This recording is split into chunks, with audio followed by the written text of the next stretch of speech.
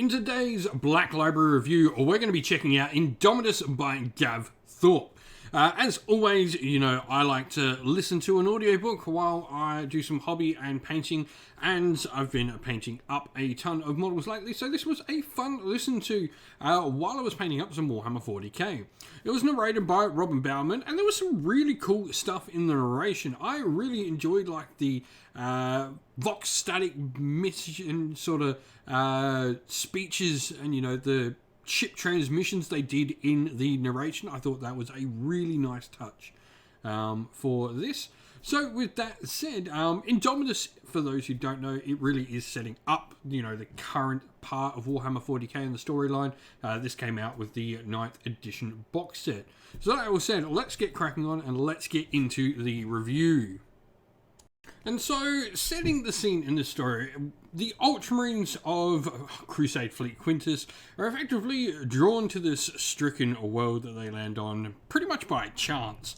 And a little bit of luck. They're considered a little bit cursed. But however, they soon find themselves trying to save a planet from a brand new Necron threat.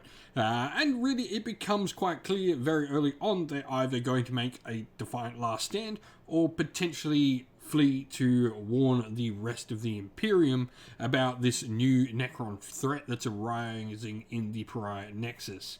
The Necrons for themselves are pretty much trying to put up some pylons and effectively nullify the warp entirely, which, would completely wreck the Imperium. But this story goes side by side with the models inside the Indomitus launch box set. There are definitely certain parts of this story where it's trying to show you the particular models you get inside that launch box in the flesh. And, this was released alongside that Indomitus box set that launched at the start of Warhammer 40k 9th edition. This book's purpose, though, it really does set up the Necrons as a major threat in Warhammer 40k in the narrative, showing them to be a truly dangerous force, not only for the Imperium and for the Space Marines, but indeed for the entire set of factions in Warhammer 40k, really pushing them as this major dangerous faction. Now, we also get a look and explanation of many of the brand new Primaris units, like the Outriders and other things like Assault Intercessors get mentioned. We get all the different captains and lieutenants mentioned as well, Eradicators. All of that sort of gets mentioned in this, and we get to see all of them sort of enact. And much the same for the Necrons. We see a Scorpek Lord and Scorpek Destroyers. We have a Plasmancer, the new Necron Overlord. All of this is really just put on display, really trying to show that new box. And I think probably the first, let's say, quarter of the book, I think, can be a little bit of a slog and does seem a little bit like maybe at times advertising these models, but it is trying to put these models in the narrative. And really, I think when you read this book alongside building that new Space Marine force, it really does fit well. It can seem a little odd and maybe will hurt the book in the long run, but at the time, what it's supposed to do and when it was supposed to do it, fantastic job at bringing all those units to life. And so, for our main characters, for the Ultramarines, we really have the three characters in the box set here. We have Captain Escalus, Lieutenant Nemesis, and Lieutenant Praxamides are our main characters. And for the Necrons, we have Overlord Simut, Plasmancer Ahotep, and the Scorpek Lord Zozar. These characters form pretty much the mainstay of our story, and everything is really from one of these 6 points of view at any point in time throughout the story. And so, what changes about these main characters throughout the story? Well, for the Ultramarines, what really changes is they come to an understanding. We have one of the Ultramarine lieutenants who was actually newly acquired to the Crusade here, and they all have these sort of different views. Some of them were there since Terra, and some of the Ultramarines are brand new, sort of put into their roles from, their very inception into the Ultramarines ranks. They've sort of been born, I guess, into that rank and that higher rank that they have in some of them. And they all come to this understanding at the end. And we see, these developments between the two parts of the initial Crusaders, those who left Terra with the original Crusade, and those who have joined it later, and their differing views, and we really see them come together as a whole throughout the story. Meanwhile, on the Necron side, we see the exact opposite. We see a unified purpose pretty much split with the Necrons, where we start to see that maybe the Silent King does not have everything his own way in the Necron dynasties.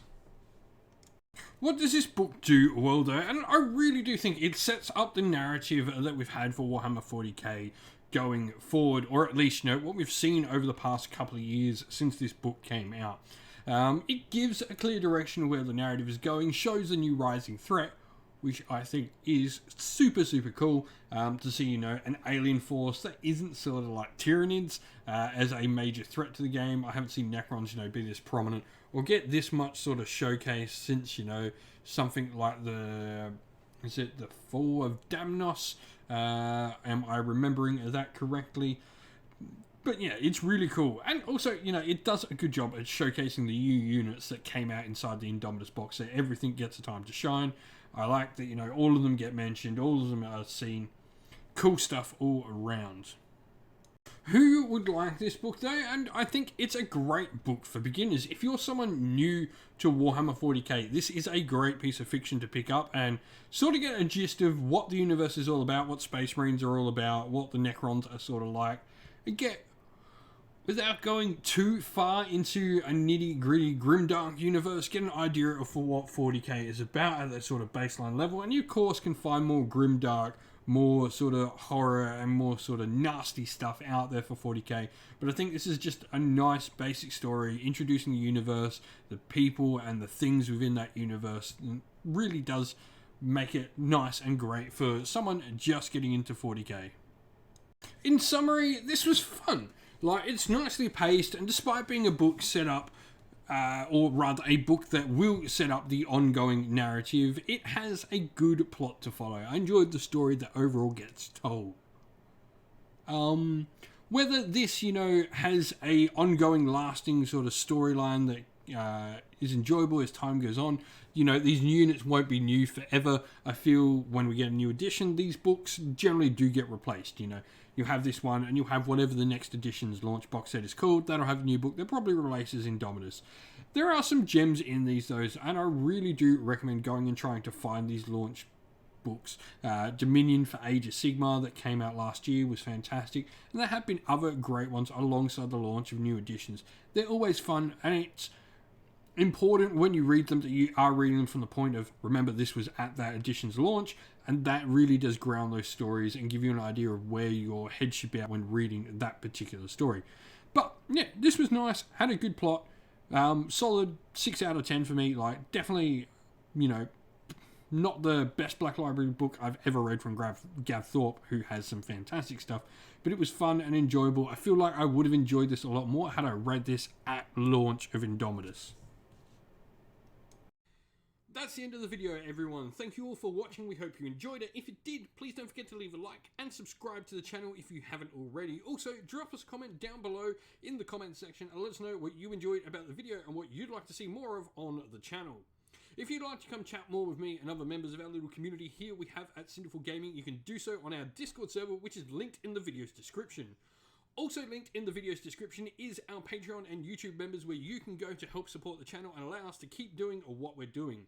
As a special thank you to our Patreons and YouTube members, we'd like to give them all a shout out. So thank you to our Patreons: Christian Weir, Soren, Greenskins Gaming, Kenny Lowe, Outer Shot First, Andrew Bowen, Nathan Fee, The Rising Ape, Q Dynamic, Anthony B, JJ Austrian, Average Wargamer, Domir, Mark Harvey, James Cater, Derek, and Giappi390. And to our YouTube members: Green Roots Gaming, Kenton Young, Ronya, Lock Lorick, The Johnny84, David Ellsworth, Wolfric Nick, Broken Chef, Ariana Edwards, Revenar, Pink Nico Fire, Robin Mankiller, and Monty's Tabletop Terrain. And lastly, a special thanks to Lady Witchfox Art, who does all the amazing artwork you see on the channel.